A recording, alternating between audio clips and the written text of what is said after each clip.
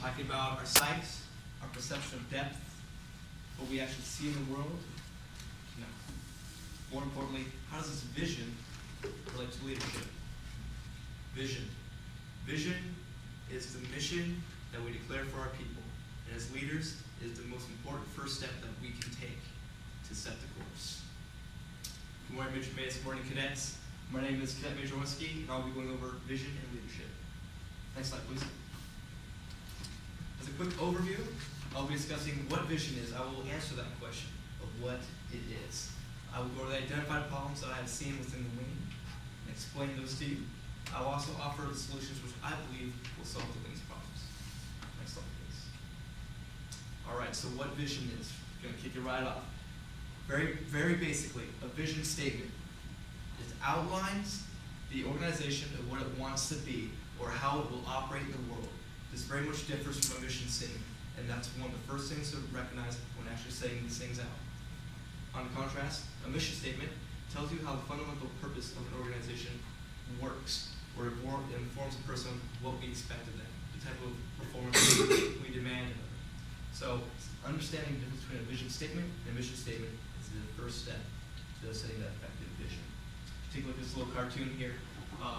This mission statement. There's a sign on the wall that says avoiding bankruptcy. And the quote at the bottom says, I was looking for a little stronger mission statement than that. So a very vague mission statement that the people obviously wish was a little bit more.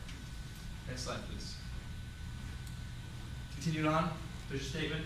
A vision is not a dream. For a leader, a vision should be something that can actually come into existence. It needs to be something that can be tangible for the people, something that they can actually set out and achieve. There's different levels of visions. You might have an Everest goal, as we refer to it, and then you have a realistic goal. Setting those visions and clearly identifying those is extremely important. A vision should describe the importance of the mission, so they work together. While they're not the same thing, a vision needs to work with the mission. They need to cooperate. Leadership is the capacity to translate vision into reality. Warren G. Bennis is one of the greatest leadership pioneers and instructors renowned today in the world.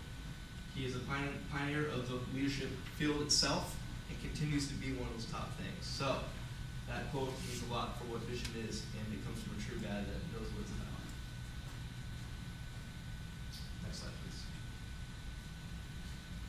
We've gone over what vision is.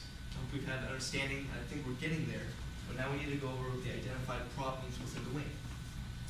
So, distinguishing the mission from the vision. That's what this initial problem. The mission and the vision are blurring.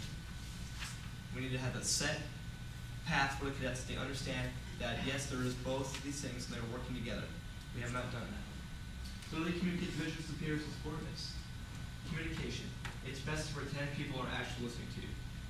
Obviously, this is a joke. That's certainly not the case for our situation. We need to make sure that subordinates and our superiors understand where we're coming from, visions and expectations. So what will happen if we do not follow these things? If these problems are not fixed? Well, it will result in poor morale for one. The GMC cadets, they might not know what's going on, and that's going to hurt their morale. Two, productivity will be lost. If you don't know where you're going or how to get there, you won't be able to achieve that mission. And of course, if both of those things are remedied, failure. And failure is not an option for us coming in as officers, and certainly cannot be on active duty. Next slide, please. I'd like to begin tonight with a little joke. This farmer, he said, hey, hello? I'm sorry. But seriously, folks.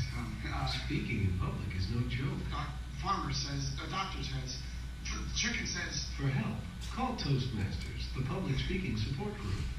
The chicken. I guarantee you that gentleman went up there with a plan in his head of how he was going to tell his speech.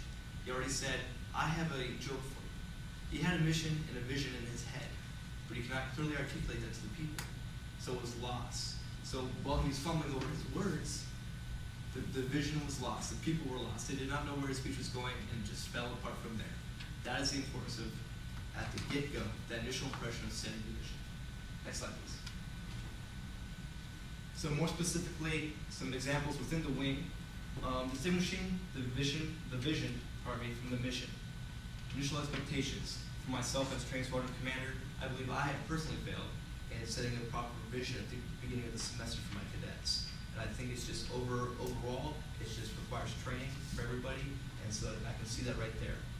Also, job training. I've had many GMCs come up to me personally and say, well, Carols guys, I really don't know. I want to do this, but I just don't know how to do the job. We've all talked about it, that GMC just feels lost sometimes. We need to offer them better job training. That goes back to the vision and the mission and the expectations. Why are we doing this? Cadet Site Test came up to me, and he is a very motivated cadet, one of our top performers, and he just sometimes gets lost in why.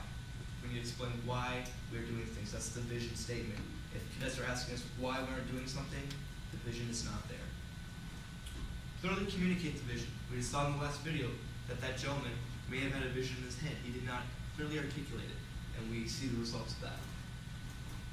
So, if they're not clearly written or said, again, back to initial expectations, not clearly written down, not something that they can take home, a tangible piece of paper that they can actually take home and remember what that vision is. And following up. If we do give them the vision, things change throughout the wing. Our mission changes, we get new objectives. We need to follow up with that vision, and if need be, alter it so it feels better. Next slide, please. So we talked about the problems, let's talk about the solutions. How are we going to fix this problem? Well, for distinguishing the vision between the mission. Educate the cadets on what the difference between a vision and the mission is. I didn't know what that was until this brief, so there is an unawareness of what the difference is. Educate those cadets. Offer a semester, first cadet wing brief. At the beginning of every semester, give them the brief of what a vision is and what a mission statement is, and then tell them what the wing vision and mission is. Give them those confident briefings. Every position within the wing, from squadron commander up down to PA, should have a vision and a mission statement written out, sent up. It can be posted on Blackboard, or it can be posted on Goins' website. Either way, it needs to be a tangible asset that the cadets can always refer to. That way they don't forget what it is. They can have that motivation. Perhaps maybe they're down in their job, they want to look back and say, you know, why am I really doing this? Times are stressful in ROTC. Having that available to them is going to solve that. Next slide, please. Communicating. How do we communicate? That's always been the big issue. How do you get that communication from point A to point B to work? The exchange between needs to be solid. So each position will host an initial brief, essentially stating their missions. And again, this goes from wing commander all the way down to squadron commander. This happens at all levels. It goes everywhere. Commanders must utilize feedback. Feedback, following up. Again, things change. You have to offer that feedback. You need to follow up with the cadets. Have the cadets repeat the vision to you. Did they clearly hear it? There's that interaction between. Maybe the vision was lost.